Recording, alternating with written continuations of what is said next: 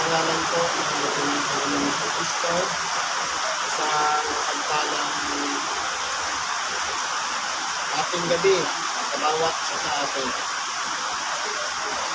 Ito po yung ikalawang bahagi, yung tinatawag na pangangaral ng Ebanghelyo na hindi na lang ang tabao natin sa ating kapatid na naparoon na sa kanyang palalagyan.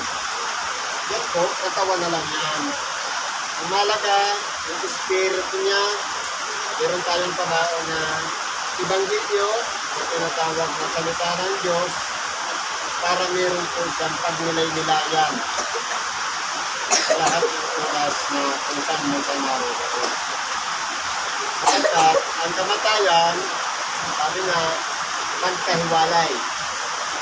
Separation of soul from the body. Anong din yung espiritu, bumalik sa Diyos. Sabi sa lumang tipan, ang espiritu na ibinigay ay babalik sa Diyos. Ang alabok, ang lupang katawan ay babalik sa alabok. Saan paroroon ang kaluluwa? Ito po yung haharap sa Diyos nang sa ganon, doon makikita kung ano yung mga ginawa natin sa buong buhay natin. Sa pagpapatuloy po ng aralin, basahin ko rin po yung karugtong sa unang sulat ni San Pablo sa mga taga-Korinto, Kapitulo 15, sa 45 hanggang 51. Ang sabi po ganito, gayon din naman nasusulat, ang unang taong si Adam ay naging kaluluwang buhay. Bakit po? Dahil mula nung likhain sila sa pamamagitan ng alabok, hiningahan sila ng hininga ng buhay, kaya tinawag silang naging kaluluwang buhay. Ang huling Adam ay naging espiritong nagbibigay buhay. Ang huling Adam na tinuturo dito, walang iba ang ating dakilang Panginoon na naging espiritong nagbibigay buhay. Bakit ganun po ang pagkasabi ni Apostol Pablo? Sapagkat ang kanyang kalagayan, magmula nang siya'y mabuhay na mag-uli sa mga patay, ay katulad din ng espiritu. Sa magkatuwid, kumbaga, wala nang kasiraan. Eternal life, sabi nga sa English. Yun po, ang pagtatagumpay ng ating dakilang Panginoon na nalagpasan niya sapagkat kung titingnan natin, ang kawakasan ng buhay ng tao, ayon sa pagpaunawa ng tao, walang iba ang kamatayan. Pero sa pamamagitan po ng ating dakilang Panginoon, nagkaroon tayo ng tinatawag na pag-asa na pagkatapos na ang katawang lamang ito ay mamatay, kumbaga, nalagot yung hininga, yung espiritong yun at yung kaluluwa ay magpapatuloy doon sa ikalawang buhay. Sa makatuwid, ito yung bibihisan muli ng Diyos sa darating na panahon. Bakit po? Sapagkat kung mababasa natin sa banal na kasulatan, sa mga libis, sinulat ni Ezekiel, ang mga buto ay pagsasama-samahin. Sila ay magkakaroon ng mga litid at babalutin ng laman at ganun din magkakaroon ng mga balat at sila'y muling hihingahan ng hininga ng buhay sa makatungid bagay, bubuhayin mag-uli sa mga patay at saka tayo haharap sa ating dakilang Panginoong Diyos na makapangyarihan sa lahat para sa paghuhukom kung ano yung mga ginawa natin dito sa ibabaw ng sanglibutan. Kaya po, ang kaligtasan, wala po sa grupo, wala sa sikta, wala sa simbahan, kundi nasa bawat isa sa atin kung ano yung ginawa natin sa ibabaw ng sanglibutan. Ang mga simbahan o mga ano, parang katulad lang yan ng sasakyan. Babiyahe tayo kasama sa loob ng bus, sa loob ng anuman yung sinasakyan natin. Pero paroroon dati yan sa isang kalagayan. Sa makatuwid, tayong lahat ay sama-sama doon. Wala na doon pagkakaiba, lahi, lipe, wika, lahat tayo ay sama-sama haharap sa Panginoong Diyos para tayo'y hatulan. Paano mo tayo hatulan? Depende po sa Ebanghelyo na ating napakinggan. Kung ito'y hindi natin ginawa at lumabag tayo at sinuway natin, nagkasala na po tayo. Kaya po, kung ano po yung ipinahayag sa ating Ebanghelyo, pag nilay-nilayan natin, unawain, nang sa ganun ilagay natin sa ating puso at isipan at maging pang-araw-araw na pamantayan ng ating buhay upang sa ganun maingatan natin ang ating sarili mula sa bibig, sa pandinig, sa pandama, sa pangamoy, sa lahat ng bagay para tayo'y magtagumpay dito sa ibabaw ng sanglibutan. Kaya po, ano pang sabi dito? Bagaman ang ukol sa Espiritu ay hindi siyang una, kundi ang ukol sa lupa pagkatapos ang ukol sa Espiritu. Ibig sabihin, plinano ng Diyos na una munang gawin yung ukol sa lupa. Sa magkatuwid baga, yung kalagayan natin mga tao na sa pamamagitan ng binhi na ipinagkaloob ng Diyos na buhayin ang unang Adam sa makatuwid bagay, ang unang tao na nilikha ng Diyos at pinagkalooban niya ito ng kasama sa pamamagitan ng pagbibigay ng di kawasang pagkatulog at hinugot ang kanyang kadyang sa pamamagitan ng pagsusugat ng Diyos at kinuha yon at tinanyo ang ginawang isang tao. Kaya magkaparehas sila ng kalagayan bilang tao. Ibig sabihin, nauna muna yung material na kalagayan at pagkatapos doon, yung ukol naman sa espiritu. Ibig sabihin, kinakailangan muna na ang kalagayan ng tao ay mabuhay tayo dito sa ibabaw ng sanglibutan, naiinitan, nabibilat, nahihirapan, marupok, kung ano-anong mga dinadanas natin, nagugutom tayo, napupuyat, nauuhaw, lahat ng yan ay kalagayan ng isang tao na may kahinaan o marupok. Kaya ang pinakakahinaan ng tao, yung oras na ng kamatayan. Lalong-lalo na yung mga napag-iwanan, sapagkat kumbaga hindi matanggap na dumating na yung panahon, pero hindi natin natatalos ang kalooban ng Diyos. Sapagkat kumbaga ang buhay ng tao ay milagro, ang kamatayan ay sigurado. Kaya po sabi dito, ang unang tao ay tagalupa na ukol sa lupa. Ang ikalawang tao ay tagalangit. Dito po, kung paano ang naging kalagayan ng tao. Dinadanas natin ang mga kahirapan sa ibabaw ng sanglibutan. Ang magkaroon ng karamdaman, mga mabibigat na problema o mga pagsubok, ang pagkalooban tayo ng mga bagay na dahil nga sa mahina ang ating katawang laman, yan po ang nauukol sa laman. Sa makatuwid, may katapusan. Dito sinabi, ang ikalawang tao ay tagalangit. Ito po yung nagbigay sa atin ng pagkakataon. Na kumbaga, halimbawa, ang iniisip lang natin nung wala pang ebanghelyo, wala pang tagapagpangaral, parang ang gagawin lang natin, mapasaya lang natin ang buhay natin, maibigay lang natin yung pangangailangan ng anak, sapat na. Pero sa pamamagitan ng ating dakilang Panginoon, meron tayong dapat pag-iingatan sa ating sarili. Sa makatuwid bagay, yung nag-iisa nating kaluluwa. Sapagkat, kung papaanong ang ikalawang tao na tagalangit, tinanggap niya ang kalagayan na bumalik muli sa kanyang ama dahil sa kanyang pagtatagumpay dito sa ibabaw ng sanglibutan. Siya po ang naging pangunahing bunga ng tinatawag na buhay na walang hanggan. Yun din po ang makakamtan ng bawat tao na sumasampalataya sa ating dakilang Panginoong Hesus-Kristo. Kaya po, huwag po tayong panghinaan ng loob. Kung may namatayan man, kaya may namatay, panapanahon po yan.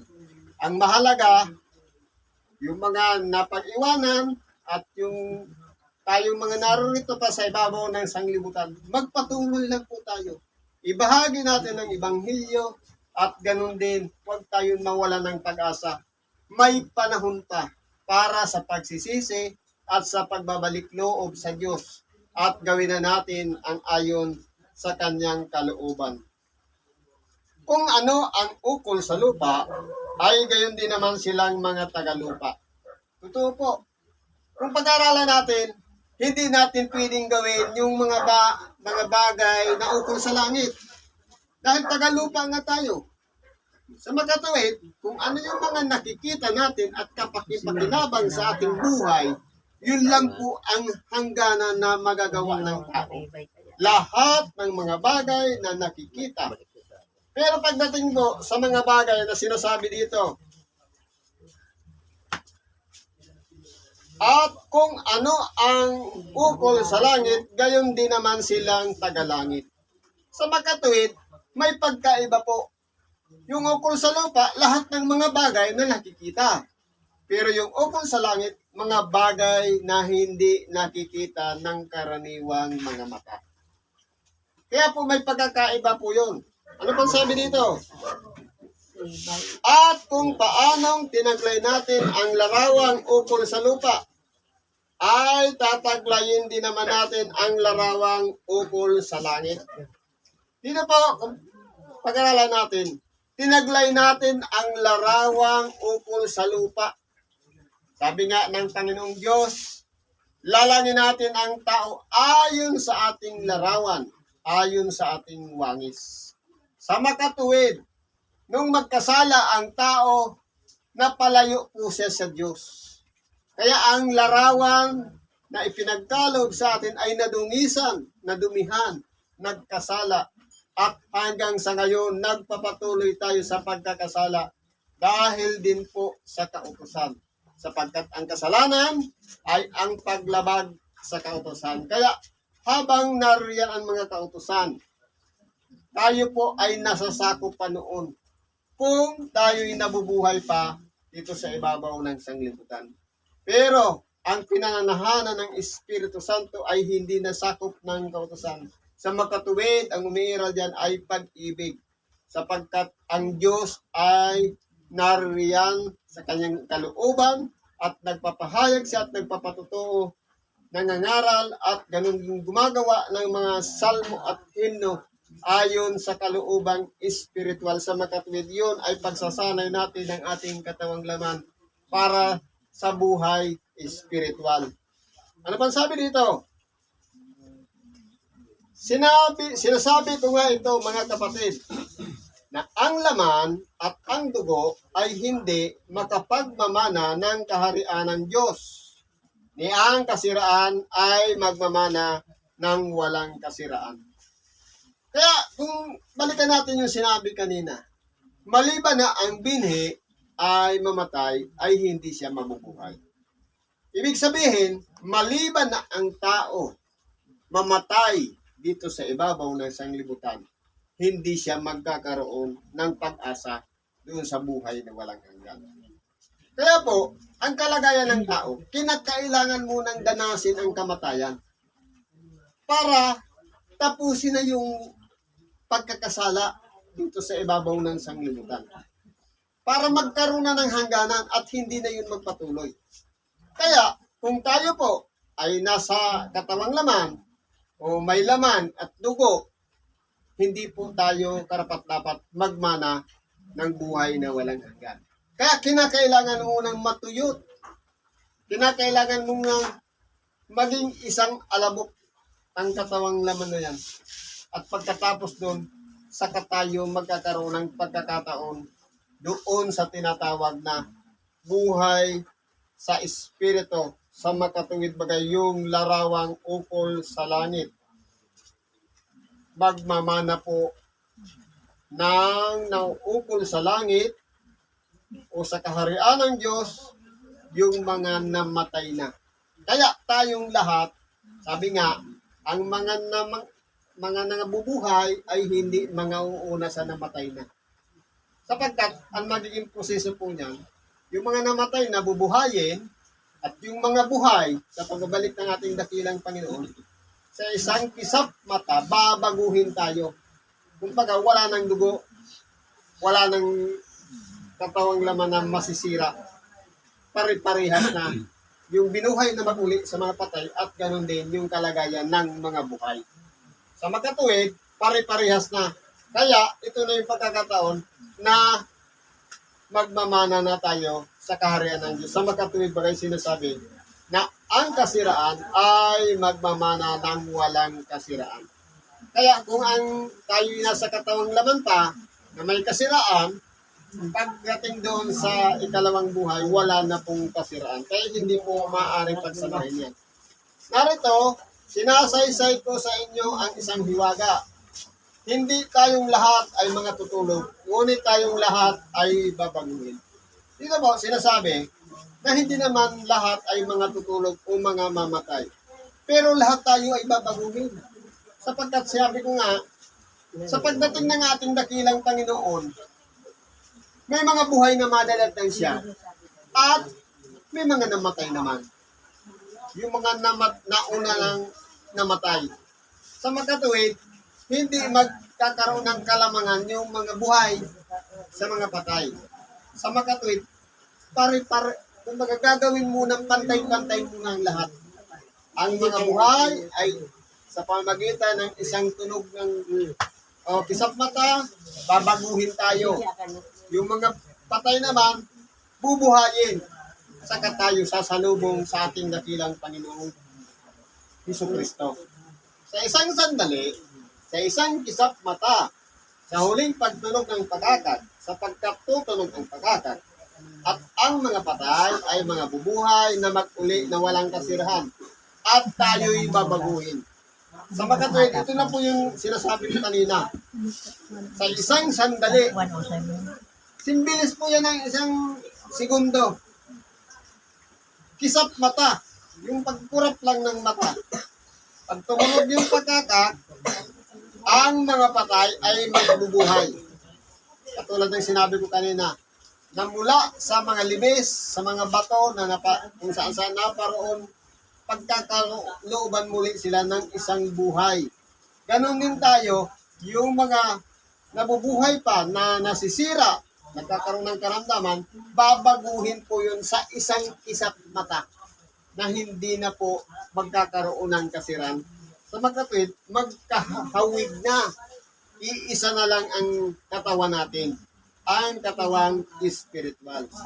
Sapagkat kinakailangan na itong may kasiraan ay magbihis ng walang kasiraan. Itong sa mga human madadatan na buhay, kinakailangan mabihisan yun ng walang kasiraan. Maging katulad na rin ang buhay doon sa mga binuhay na mag-uli sa mga patay. Kaya po, pare-parehas na ang kalagayan natin. At itong may kamatayan ay magbihis ng walang kamatayan. Isang kisap mata, wala na pong kamatayan tayong dadanasin. Ngayon, saan naman tayo pupunta? Kung ano yung mga naging ginawa natin dito sa ibabaw ng sanglibutan, kung tayo man ay naging makasalanan at napalayo sa Diyos, ngunit pahiwalay sa Kanya, habang hindi pa dumarating yung kisap mata na babaguhin tayo, kinakailangan na ang palagi ang pagsisisi at paglilinis ng kalooban. Para kung dumating man ang pagkakataon at haharap tayo sa ating dakilang Panginoon kapag binuhay na tayo na mag-uli sa mga patay at ganoon din yung mga babaguhin yung mga buhay sa isang kisap mata, kinakailangan wala pong maging balakid upang mapahiwalay tayo sa oras ng paggutom. Tatapat, pagka itong may kasiraan, ay mabihisan ng walang kasiraan. Halimbawa po, nabago na lahat. At itong may kamatayan ay mabihisa na ng walang kamatayan. Kung magkagay, yon ay mangyayari ang wikang nasusulat, nilamo ng pagtagumpay ang kamatayan. Kaya kung binuhay na makuli yung mga patay, at ganun din yung isang mata, yung katawan natin ay binago na rin, parehas na, nagtagumpay na yung, kumbaga nilamo na ng pagtatagumpay ang kamatayan. Wala na pong kamatayan. Ano pang sabi dito? Saan naroon ang kamatayan ng iyong pagtatagumpay? Saan naroon ang kamatayan ng iyong tibo? Ang tibo ng kamatayan ay ang kasalanan. At ang kapangyarihan ng kasalanan ay ang kautusan. Totoo po. Sapagkat ang nagiging balakid lang sa atin, walang iba, paglabag. Kung maalala natin, ang pinagbatayan lang ng Diyos sa unang tao na si Adam, walang iba yung kautusan. Sa makatuwid bagay, yung tibo ni Satanas na sa pamamagitan ng hindi naman niya pinilit si Adam na sumamba sa kanya o kaya ipilit ang kanyang sarili na parangalan siya, kundi dinaya lamang ang unang naging mga tao at nalabag na yung kalooban ng Diyos. Kaya yung pagkasala ay pumasok sa sanglibutan. At tayo naman, nabubuhay, nariyan naman yung mga aral ng ating dakilang Panginoon. Kapag yan po ay hindi natin isinasabuhay, meron na rin tayong paglabag at matatawag na rin natin isang kasalanan. Kaya anong sabi dito? Katapwat, salamat sa Diyos na nagbibigay sa atin ng pagtatagumpay sa pamamagitan ng ating Panginoong Hesukristo. Sa pamamagitan po ng ating dakilang Panginoong Hesukristo, hindi po masasayang ang anumang bagay na ginawa nating mabuti dito sa ibabaw ng sanglibutan. Lalong-lalo na yung mga tao na nagsisi at nagsipagbalik loob sa Diyos at tinanggap natin ang ating mga kasalanan na tayo'y naging isang hindi karapat-dapat sa kanyang harapan.